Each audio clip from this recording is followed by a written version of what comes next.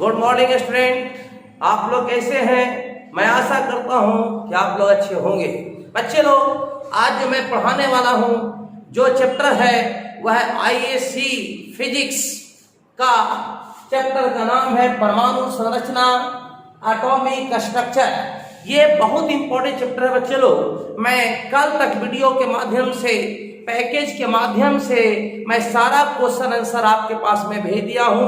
उसमें एक कमेंट आया था कि सर एक क्वेश्चन जो है बहुत वीवीआई है सर, आपने भी बताया था, लेकिन उसको वीडियो के माध्यम से सर आपने नहीं समझाया। आज मैं वही क्वेश्चन को सॉल्व करूंगा बच्चे लोग, लेकिन आप नोट कर लीजिएगा, यह चैप्टर है परमाणु संरचना फिजिक्स आईएससी का। अब ये क्वेश्चन आईएससी के लिए बहुत इंपॉर्टेंट क्वेश्चन है बच्चे लोग, ध्यान देंगे।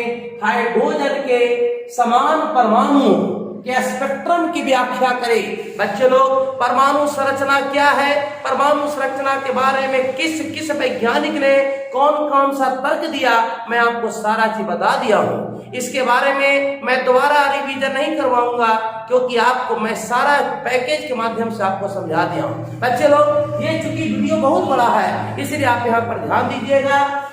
क्वेश्चन, हाइड्रोजन के समान परमाणुओं के स्पेक्ट्रम की व्याख्या के लिए बोर की मान्यताओं को बताइए। तो मैंने बताया था कि हाइड्रोजन के समान परमाणुओं के व्याख्या किसके लिए? बोर के लिए। तब बोर का नाम क्या था बच्चे लोग? बोर का पूरा नाम है नील्स बोर। नील्स बोर नामक वैज्ञानिक ने ही बताया कि किसी भी परमाणु के नाभिक में कक्षाओं की स्थिति क्या होती है और वो उस कक्षा में कितने इलेक्ट्रॉन परिक्रमा कर रहे हैं, इनके बारे में सबसे पहले नील्स बोर ने बताया 1913 में। सबसे पहले मैं बताता हूं बच्चे लोग, डाल्टन नामक वैज्ञानिक ने आया, उन्होंने कहा कि परमाणु को तोड़ा नहीं जा सकता है, परमाणु को निर्माण नहीं किया जा सकता है, परमाणु को नष्ट नहीं किया जा सकता है। लेकिन डाल्टन नामक वैज्ञानिक ने इसको प्रयोगशाला में साबित नहीं किया, बल्कि इन्होंने कल्पना के आधार पर बताया। बाद में रदरफोर्ड ने अपना सिस्टम बताया कि ये परमाणु क्या था। बच्चे लोग, इस पर चर्चा मैं कर दिया हूं, द्वारा इसकी चर्चा नहीं करूंगा, लेकिन नील्स बोर ने ही सबसे पहले बताया था कि किसी भी परमाणु में कक्षाओं की स्थिति क्या होती है और उस कक्षा में कितने इलेक्ट्रॉन परिक्रमा करते रहते हैं, इसके बारे में नील्स बोर ने बताया, जिसे हम बोर-ब्यूर योजना के नाम से जानते हैं। बच्चे लोग, तो यहाँ पर जो क्वेश्चन है कि हाइड्रोजन के समान परमाणु के स्पेक्ट्रम की व्याख्या के लिए बोर की मान्यताओं को बताएं। तो बोर की मान्यता क्या था? बोर की मान्यता था कि इलेक्ट्रॉन जो है एक नाभिक है और ये जो इलेक्ट्रॉन है यह इसी कक्षा में लगातार घूमते रहता है, और वो भी कक्षा निश्चित ऊर्जा वाला कक्षा में घूमते रहता है, इन्होंने बताया। ये तो पहली मान्यता इनको हो गया। दूसरी मान्यता इन्होंने क्या दिया? इन्होंने दूसरा विचार क्या दिया कि परमाणु के अंदर के जो नाभिक होता है वह धन आवेश से आवेशित होता है, और इन्होंने ये भी बताया कि इलेक्ट्रॉन जो होता है वह उसी कक्षा में घूमता है जिसका कोणीय संवेग जो होता है बच्चे लोग, वो n × h/2π के बराबर होता है। तब कहते हैं कि ये जो है निश्चित ऊर्जा वाले कक्षों में इलेक्ट्रॉन घूमते रहता है। तो ये बोर की मान्यता हम आपको लिखवा दी है बच्चे लोग। लेकिन इसके बाद जो क्वेश्चन कर रहा है कि किसी परमाणु की एनवी अस्थायी कक्षा में, एनवी अस्थायी कक्षा, एनवी का मतलब होता है कक्षाओं की संख्या, जैसे पहली कक्षा, दूसरी कक्षा, तीसरी कक्षा। तो यहाँ पर वो इंडिकेट नहीं किया कि कौन सी कक्षा, लेकिन यहाँ पर एनवी कक्षा कह दिया। तो एनवी कक्षा में, एनवी अस्थायी कक्षा में घूमने वाले इलेक्ट्रॉन की कुल ऊर्जा का व्यंजक प्राप्त करने के लिए कह रहा है बच्चे लोग। मैं एक फिगर के माध्यम से आपके बताता हूं बच्चे लोग कि एक नाभिक है, ये सेंटर हो गया, और एम जो है, एम ई जो इंडिकेट किया गया है यह इलेक्ट्रॉन का द्रव्यमान है। ये इलेक्ट्रॉन है, इलेक्ट्रॉन के द्रव्यमान को ME से सूचित किया गया है बच्चे लोग, और नाभिक की जो त्रिज्या है उसको R से इंडिकेट किया गया है। इसका जो केंद्र है वो धन आवेश से आवेशित होता है, इसलिए इसको प्लस E कहा गया।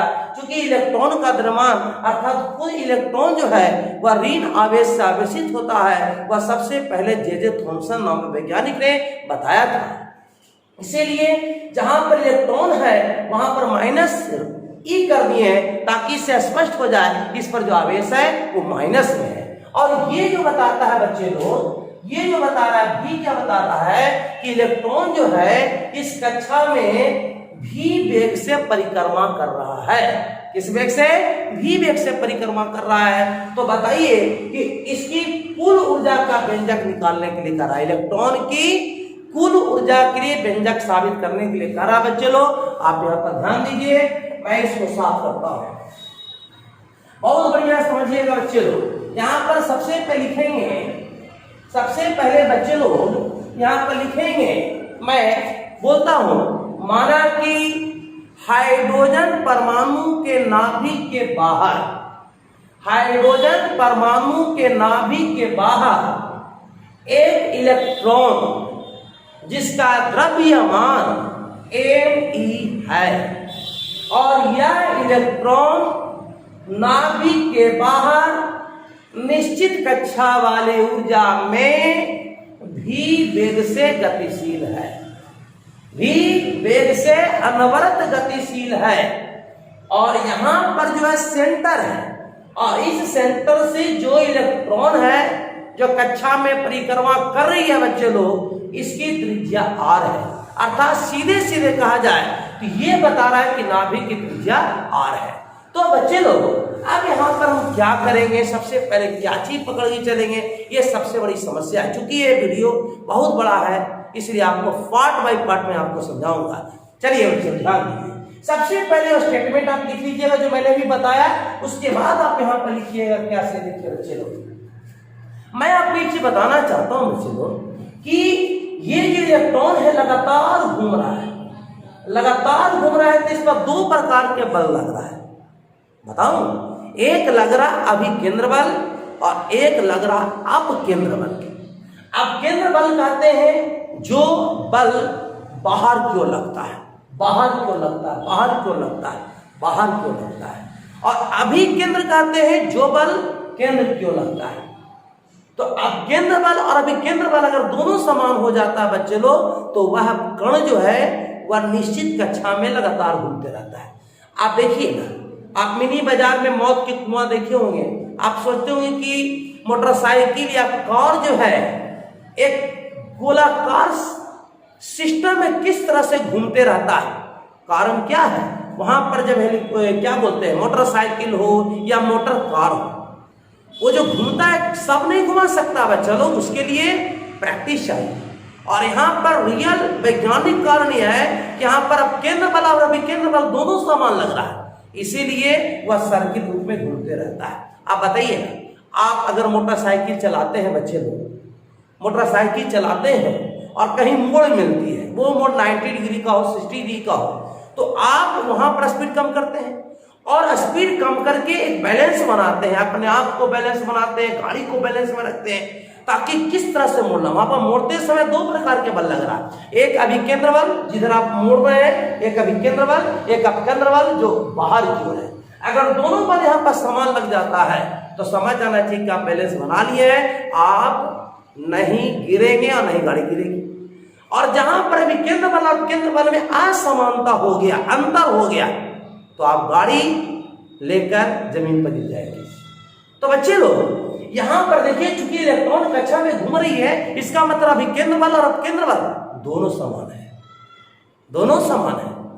तो बच्चे लोग यहां पर ध्यान दीजिए, मैं सबसे पहले लेके चलूंगा यहां पर कि अब अभिकेंद्र बल अंदर जो बल लग रहा है तो कितना लग रहा है, मैं तो ये बताऊंगा पहले। तो लिखेंगे इलेक्ट्रॉन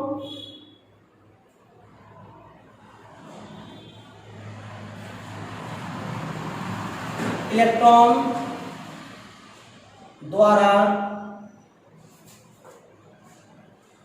केंद्र की ओर केंद्र की ओर लगा अभिकेंद्र बल, यही अभिकेंद्र बल हो गया हमारे केंद्र की ओर लगने वाला बल, अभिकेंद्र बल।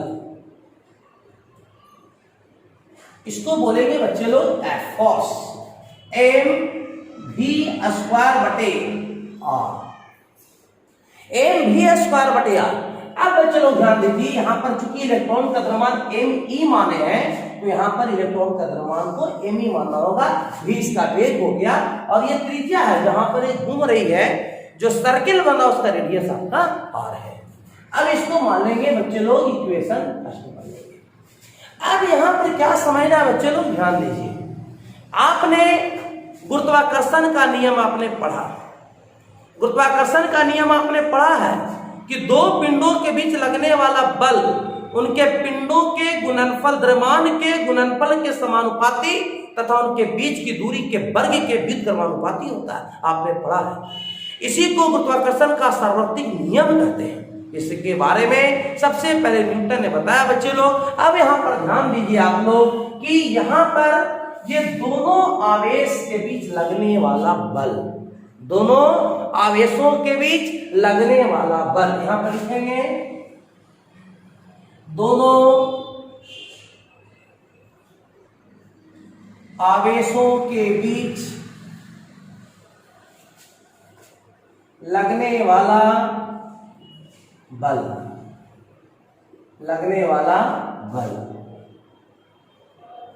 F बराबर जानते क्या हो जाएगा, यहां पर मैं आपको पढ़ाया हूं 1/4 पाई एप्सिलॉन इंटू ई इंटू, देखिए एक आवेशी है एक आवेशी है, यहां पर ये नहीं देखना है कि धन आवेश है ऋण आवेश है, यहां पर चूंकि दोनों आवेशों का गुणनफल दिखाना है, इसलिए ई इंटू ई बटे दोनों के बीच की दूरी r है, यहां पर हो जाएगा r। अब यहां पर ध्यान देना बच्चे लोग, आर स्क्वायर होगा, आर नहीं, यहां पर क्या हो जाएगा आर स्क्वायर हो जाएगा। बच्चे लोग सबसे पहली बात यहां पर क्या है, ये समझने वाली बात क्या है, इसको सबसे पहले सेकंड मान लीजिए, तो 1 में 9 बढ़ा दीजिए, एफ के रहने देंगे और ई में ई से गुना कर देंगे तो हो जाएगा ई स्क्वायर बटे तीछा नीचे गुना कर देंगे तो 4 pi epsilon into are square, इसको मान लेंगे समीकरण सेकंड। अब बताइए इक्वेशन फर्स्ट में भी बल काम कर रहा है और इक्वेशन सेकंड में भी बल काम कर रहा है, ये वैद्युत बल हो गया और वो अभिकेंद्र बल हो गया। अब यहाँ पर क्या करेंगे बच्चे लोग, इसको हम क्वेश्चन को साफ कर देते हैं। देखिए बहुत बढ़िया समझिए बच्चे लोग, क्वेश्चन तो बहुत बड़ा है। अब क्या करेंगे, अब दोनों को कंपेयर कर लेंगे बच्चे लोग, इक्वेशन फर्स्ट में भी एफ है, इक्वेशन सेकंड में भी एफ है, यहाँ पर लिख देंगे equation first and second, equation first and second से माने कंपेयर करेंगे, compare of equation first and second. अब बताइए ए पे खत्म हो गया, इधर क्या बच गया, एम ई भी स्क्वायर बटे आर इक्वल, इधर बच गया E square by 4 pi epsilon into are square हो गया। अब यहां से इसको भी हम पूर्णतः साफ कर देते हैं। चलिए बच्चे लोग अब यहां पर ध्यान दीजिए, अब यहां पर देखिए आर यहां पर 1 है, आर यहां 2 है, एक बार से एक बार कटेगा, आर स्क्वायर काटेंगे पूरा नहीं काटेंगे, पावर कटता है। यहां पर इधर बच गया बच्चे लोग एम ई बी स्क्वायर बराबर E square by 4 pi epsilon into R. अब यहां पर ध्यान दीजिए बच्चे लोग, ये तो आ गया, यहां तक तो कोई दिक्कत नहीं है। आप चाहेंगे तो आप इसको मान लीजिए समीकरण हर मान लीजिए, यहां तक तो कोई दिक्कत नहीं है। अब क्या करेंगे से देखिए बच्चे लोग, अब यहां पर एक सिस्टम का प्रयोग करेंगे, बोर के नियम लगाते हैं। बोर के अभिगृहित मैंने आपको पढ़ाया होगा नहीं, अब यहां पर लिखेंगे बोर के अभिगृहित से, बोर के अभिगृहित से आपके पास भेजा हूं कि बोर का अभिगृहित क्या है, मैं आपको बताता हूं बोर का अभिगृहित क्या है बच्चे लोग। यहां पर ध्यान दीजिए, यहां पर लिखेंगे कोणीय बेग, कोणीय बेग यहां पर लिखेंगे बच्चे लोग। अब यहां पर कोणीय बेग लिखे या यहां पर कोणीय संवेग लिखे, कोई अंतर दोनों में नहीं है। तो कोणीय संवेग क्या होता है, तो देखिए n इंटू एच बटे 2 पाई। बताया गया आप लोग को, पिछले वीडियो में मैंने आपको बताया था कि नहीं, याद कीजिए बोर्ड के मैंने 4 गो नियम आपको बताया था। और अभी तुरंत मैंने बताया कि इलेक्ट्रॉन उसी कक्षा में घूम सकता है जिसका कोणीय संवेग n इंटू एच बटे 2 पाई के बराबर होता है। समझाया कि नहीं? अब यहां ध्यान दीजिए बच्चे लोग, कोणीय संवेग बराबर क्या होता है इसे देखिए। कोणीय संवेग बराबर होता है द्रव्यमान गुणे वेग और गुणे त्रिज्या बराबर n h गुना 2 पाई। अब द्रव्यमान मतलब किसका द्रव्यमान है बच्चे लोग? द्रव्यमान का मतलब इलेक्ट्रॉन का द्रव्यमान कितना बताइए, एमी। अगर आप लिख देंगे एमी गुणे वेग को भी कर देंगे, त्रिज्या को आर कर देंगे, बराबर एन एच बटे 2 पाई। अब एन ई भी आर गुना हो गया, बराबर एन एच 2 पाई। बच्चे लोग अब यहां पर ध्यान दीजिए, इसको हम अभी 4 नहीं मानेंगे। अब इसको क्या करेंगे इसे देखिए, यहां पर लिखेंगे दोनों तरफ वर्ग करने पर, दोनों तरफ वर्ग करने पर, दोनों तरफ वर्ग करने पर। अब बच्चे लोग ध्यान दीजिए कि दोनों तरफ वर्ग कर रहे हैं तो क्यों कर रहे हैं, इससे हम लोगों को क्या मिलेगा, देखिए इसको हम साफ कर देते हैं। चलिए बच्चे लोग, अब क्या है कि इसको वर्ग कर देंगे तो हो जाएगा एन ई क्या स्क्वायर, वर्ग कर दिए। भी है तो इसको भी वर्ग कर दिए, आर है तो इसको भी हम वर्ग कर दिए, बराबर क्या हो जाएगा N square H square by 2 के होल स्क्वायर 4 हो जाएगा, पाई स्क्वायर के पाई स्क्वायर हो जाएगा, और इसको हम मान लेंगे समीकरण 4 मान लेंगे। ठीक है, अब क्या करेंगे बच्चे लोग ध्यान दीजिए, इक्वेशन 4 में इक्वेशन 3 से भाग देने पर, चूंकि देखिए बच्चे 3 यहां पर आ गया है, तो यहां पर हम क्या करते हैं इसे देखिए, इसको हम हटा देते हैं। ठीक है, देखिए चूंकि 3 पे ही है, देखिए कैसे भाग देते हैं।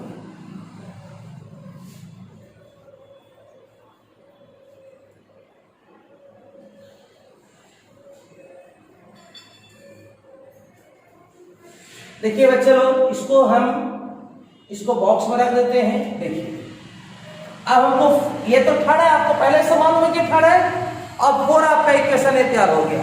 अब 4 में हम 3 से भाग दे रहे हैं, तो बताइए ये तो द्वारा नहीं लिखना, इसको हटा देंगे। 4 है क्या, M E square V square R square by, ये कितना है एम ई वी स्क्वायर बराबर ये है N square H square by 4 pi square by. अब देखिए खड़ी है E square by 4 pi epsilon into R हो गया। अब इसको हम हटा देते हैं। देखिए बच्चे लोग, इसकी आवश्यकता नहीं है।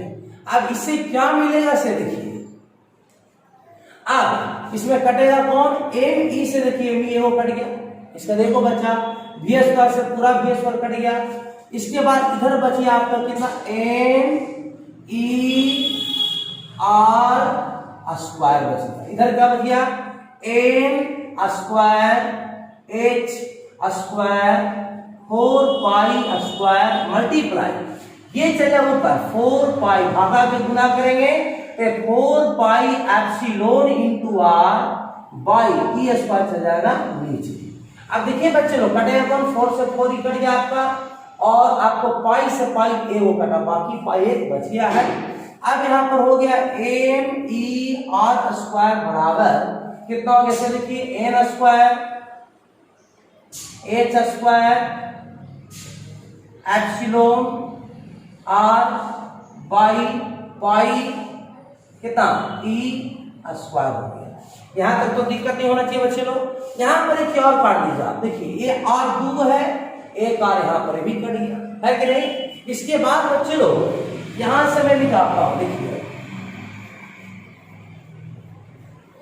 चलिए यहां तक तो कोई दिक्कत नहीं है, क्योंकि हमें निकालना है कि हाइड्रोजन परमाणु में जो इलेक्ट्रॉन घूम रही है उसकी कुल ऊर्जा कितना होगा।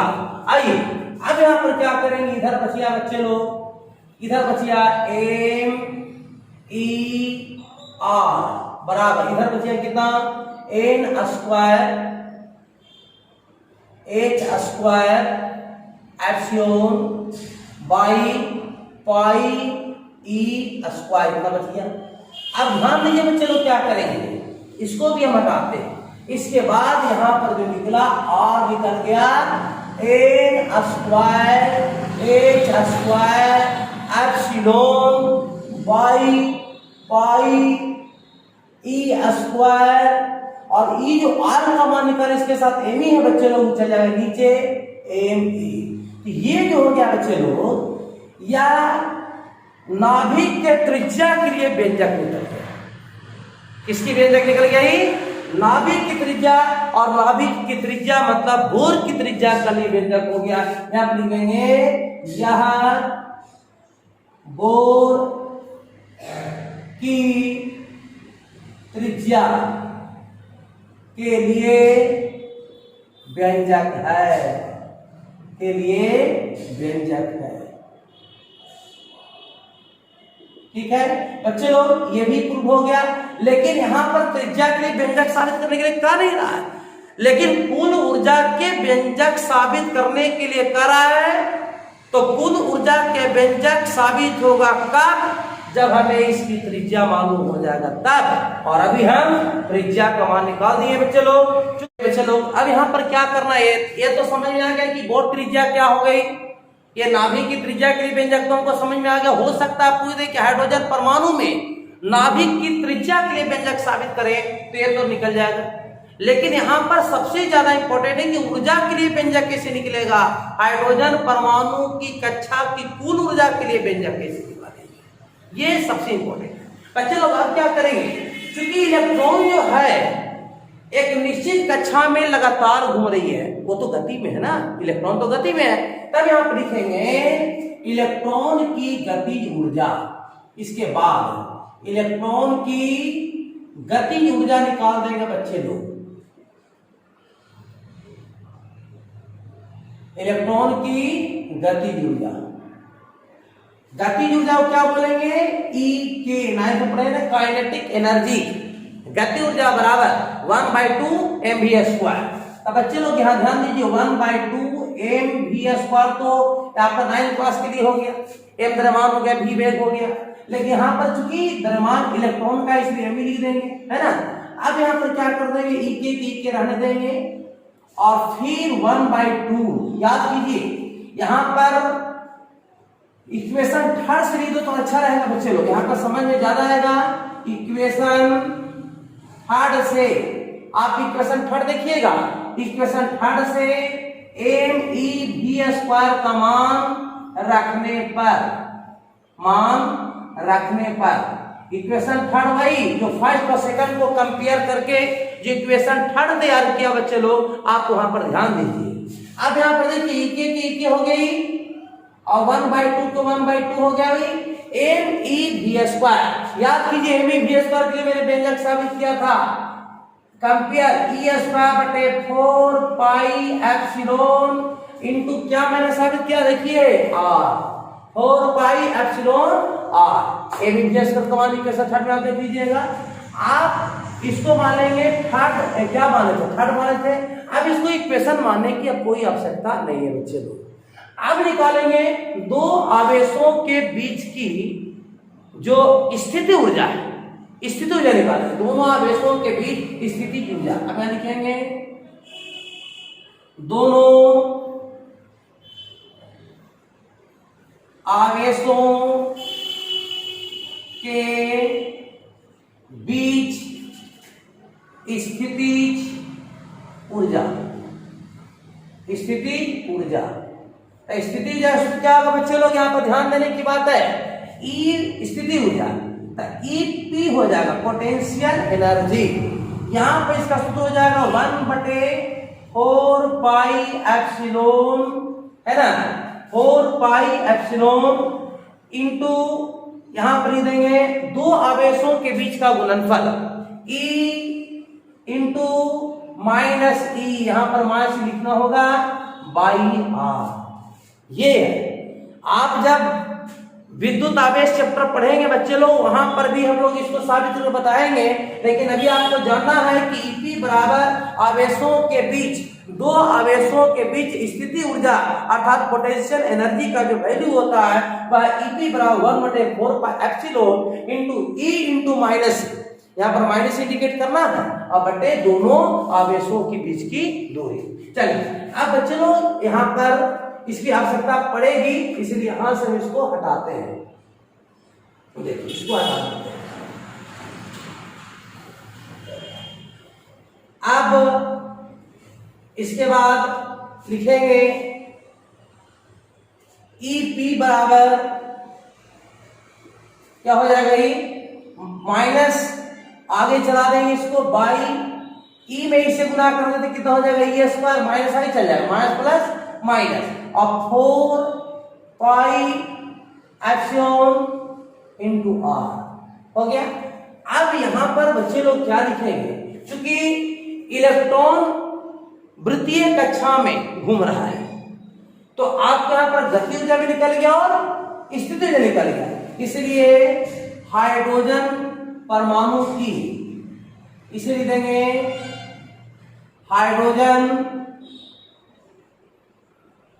परमाणु में कक्षा में, कक्षा के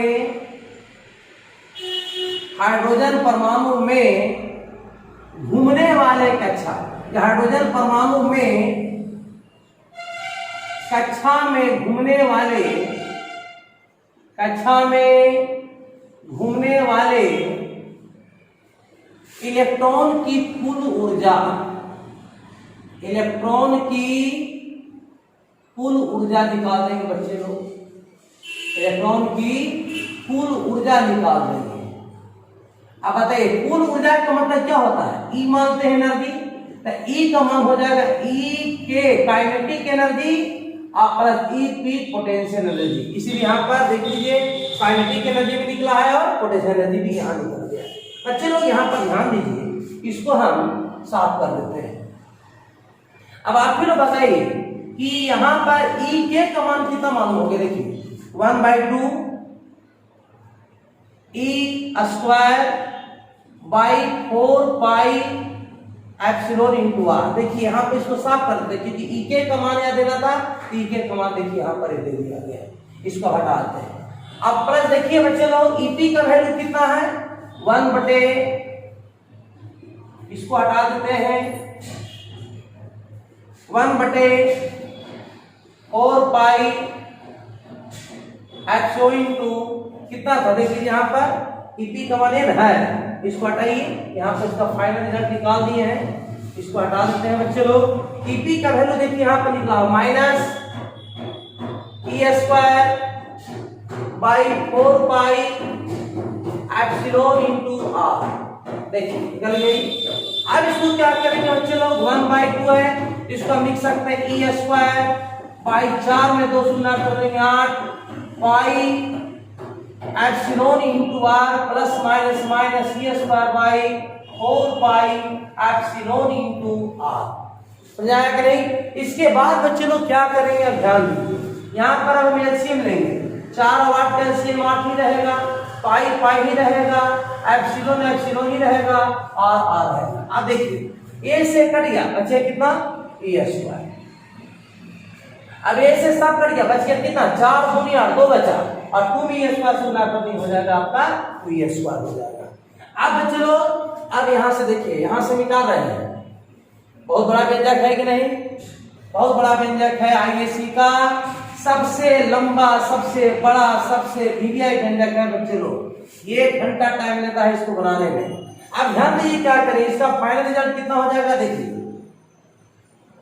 E बराबर 2e स्क्वायर सी स्क्वायर जाएगा माइनस सी स्क्वायर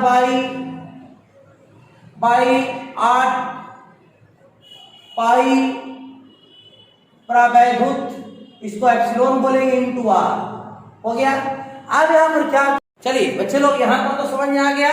यहां पर ई का जो मान आया है वो आ गया minus C square by 8 pi epsilon into R. ये अभी रिजल्ट फाइनल नहीं हुआ बच्चे लोग। अब यहाँ पर जो बॉक्स वाला जो मान जो रखी हुई है अभी, इसको हम नहीं मिटा रहे, इसके पीछे कारण है।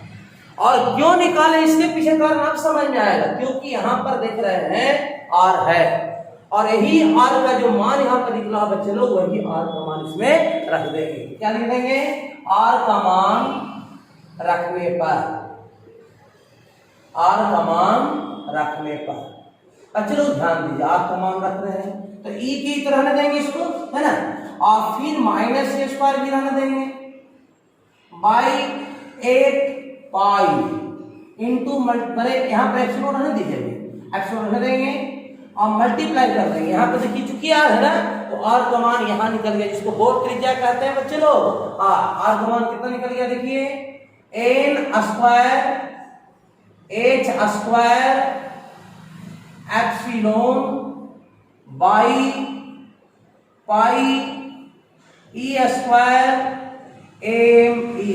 हो गया। अब क्या करेंगे बच्चे लोग, ध्यान दीजिए, क्या इसमें कटने वाली स्थिति देखिए, पाई से पाई कट जाएगा तो कोई कटने लायक है नहीं, यहाँ पर हो जाएगा ई के ई बराबर माइनस ई स्क्वायर, डायरेक्ट कर रहे हैं बच्चे लोग, ध्यान दीजिए, स्क्वायर भागा के ऊपर चला जाएगा, देखिए बट्टा भी जो है नीचे ये ऊपर चला जाएगा, ये हो जाएगा ई स्क्वायर एम ई, इसे ऊपर, और उसके बाद नीचे क्या बचा देखिए 8 epsilon N square H square और एप्सिलॉन। हो गया। अब इसको हम फाइनल रिजल्ट दे रहे हैं बच्चे लोग, ध्यान दीजिए, इसको हम साफ कर देते हैं, एकदम करना नहीं है, एकदम समझ लीजिए। 2 या 3 सूत्र का उपयोग करके आप इस व्यंजक को साबित कर देते हैं बच्चे लोग।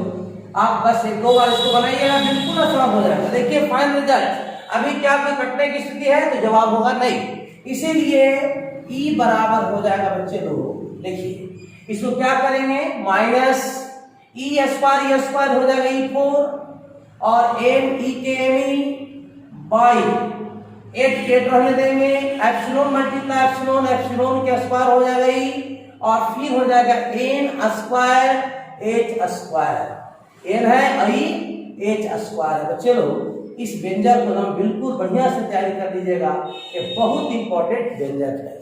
ये क्या हो गया, एक कक्षा की ऊर्जा के लिए व्यंजक हो गया। इलेक्ट्रॉन जो है जिस कक्षा में घूम रही है उस कक्षा की ऊर्जा के लिए व्यंजक हो गया, और सभी कक्षा में ऊर्जा अलग अलग होता है बच्चे लोग, सभी कक्षाओं में ऊर्जा अलग अलग होती है। अब अगर पहली कक्षा में ऊर्जा कितनी होगी, दूसरी कक्षा में ऊर्जा कितनी होगी, अगर ये जानने की इच्छा करता है तो अब देखिए पहली कक्षा में बता देगा तो n का मान 1 हो जाएगा, और जैसे ही n का मान 1 हो जाएगा तो यहाँ पर n का मान 1 दे देंगे, 1 + 1 बाकी खत्म हो जाएगा, बाकी सब पहली कक्षा के लिए हो जाएगा। अगर दूसरी कक्षा के लिए कहा देगा तो यहाँ पर n का मान 2 दे देंगे, 2 का उसका 4 8 चौके 32 हो जाएगा आगे। तीसरी कक्षा कहा देगा तो n का मान 3 देंगे, तो 3 का उसका 3 9 और 9 72 हो जाएगा। इस तरह से प्रत्येक कक्षा में इलेक्ट्रॉनों की कुल ऊर्जा कितनी होगी बच्चे लोग, ये व्यंजक बहुत इंपॉर्टेंट है, आप इसको तैयारी कर लीजिएगा। अगर ये वीडियो समझ में आता है इसको लाइक शेयर और सब्सक्राइब जरूर कीजिएगा। धन्यवाद।